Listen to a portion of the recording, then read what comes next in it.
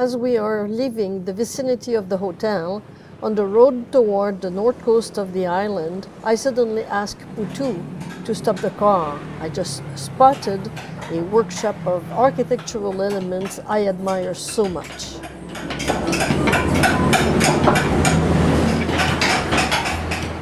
Truly beautiful work, and as always, Rama and Sita. And then on the road, another demonstration of creativity. The lunch break allows me to admire once again a beautiful roof, typically Balinese, to appreciate a good meal, as well as another of these spectacular landscapes I will never forget.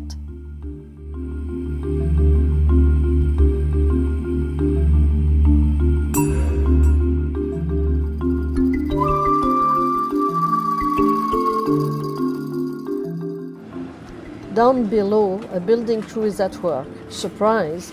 Women are a large part of the team carrying heavy loads.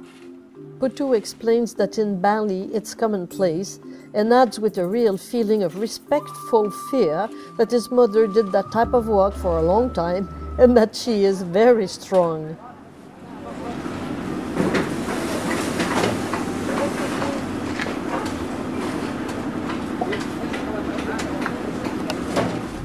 And so again, en route toward Lovina, an undulating road crosses the center of the island and offers more beautiful landscapes. After the 2002 and 2005 terrorist explosions in the southern part of the island, it is today, amazingly, the north coast of Bali that seems to suffer the most for lack of tourists. Nevertheless, I was quite happy to find fresh air and calm and rest and relaxation for a few days after my intense activities in Ubud. This is also why I guess many international tourism magazines give the north coast of Bali as one hotspot to rediscover. I arrive in quiet Lovina, where several lodging solutions are possible along the beach at fairly economical prices. A lovely pool, the beach, and the possibility of seeing dolphins frolicking in the bay tomorrow morning at dawn. And here they are. Oh my God. That morning there were more small boats than dolphins. As we came back to shore, the clear water allows us to see beds of dead coral caused by fishing with dynamite, a technique banished only a couple years ago. To know more about the coral revival, please see my interview with Chris Brown in the short film titled Reef Gardeners. Later that day, I made the acquaintance of two guests from the hotel next door. As we talked, the owner arrived. We chatted, and Colin Brand offered us a tour of various sites around Lovina. Serendipity. We started at the local market, sheltered under two giant trees that have fused a long time ago and are so majestic that they became a site of prayers.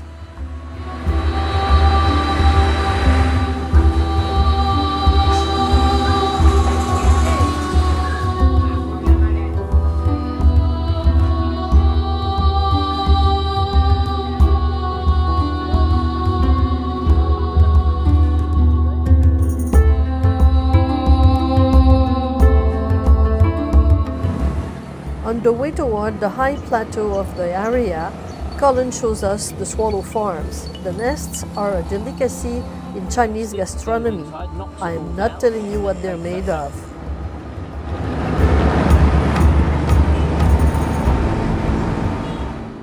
Arrival at the sacred baths of Banjar. Yet another small tips to pay for the photo of the baby monkey who already behaves like a star.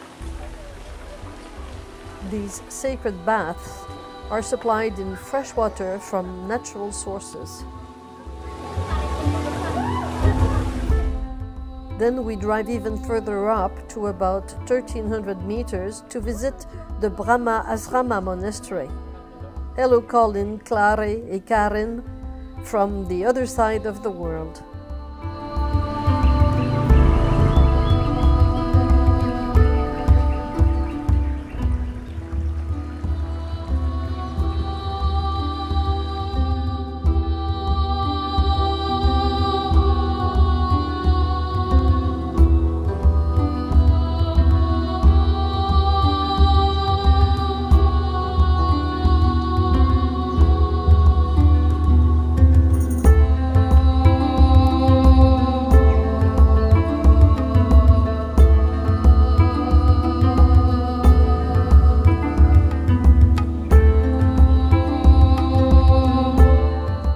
This is an exquisite moment of peace and grace, and the lily pads add only their own gracious presence to it.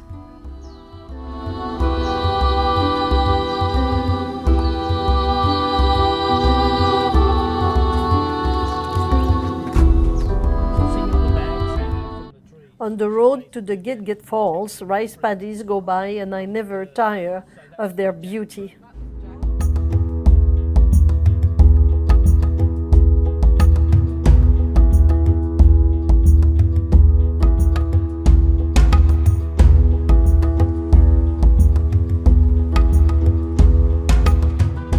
Here and there, you'll see papaya trees, cocoa pods, banana palms, as well as the famous jackfruit used here in the preparation of a typical stew.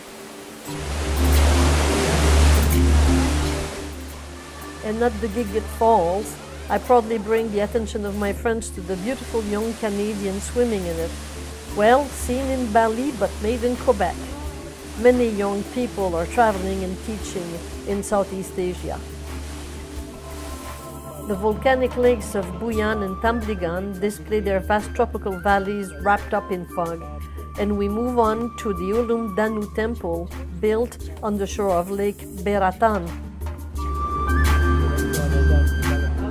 It's time for lunch, and Colin takes us through the entrance and tourist kiosk to find local cooking sold at the back, nasi campur, a mix of everything eaten by local bus drivers and guides. Delicious.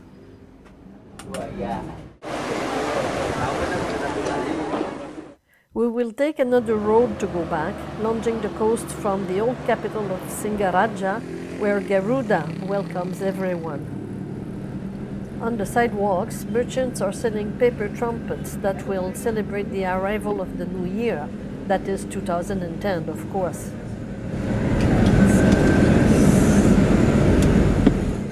Then we stop at the ice stand for a local treat made of crushed ice, fruit, condensed milk, and a dash of chocolate syrup. Ito bakso. We have something in Norway, you call them pumpe, and that's from potatoes.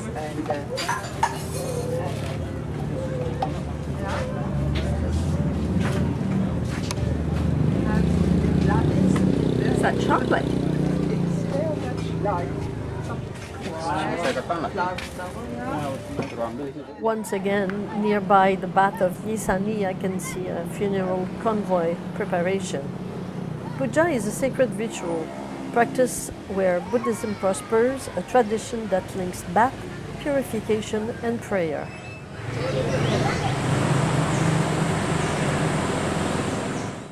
Impossible not to stop at the avant-garde art zoo gallery, where a blue Krishna is certainly bemused by the clientele's comments.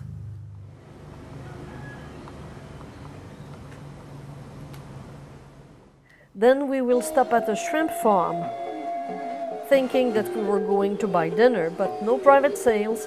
We'll stop at the market, and Colin will welcome our little group for dinner at his hotel, the Carina, after a truly splendid day.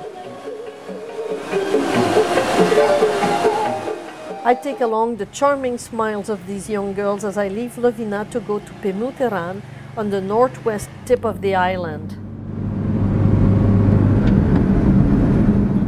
The time spent at the Adiasri Hotel in Pemuteran only added to my delight at being in Bali.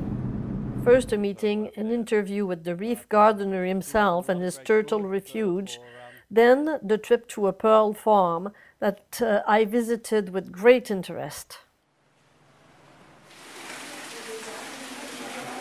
Because now I'm still harvest here. And the complexion, we must open. Yeah, first we cut the root of the oyster. And then we cut the body tissue of the oyster until the sides.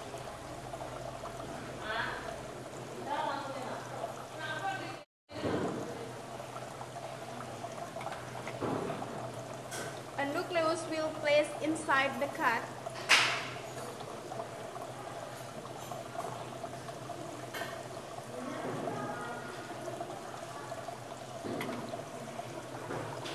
we put a piece of tissue donor.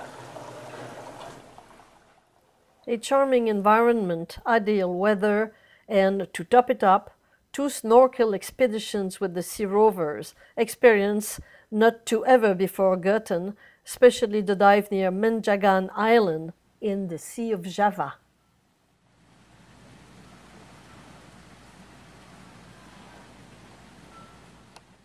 The sea is calm, the sun shines, we are getting ready to go.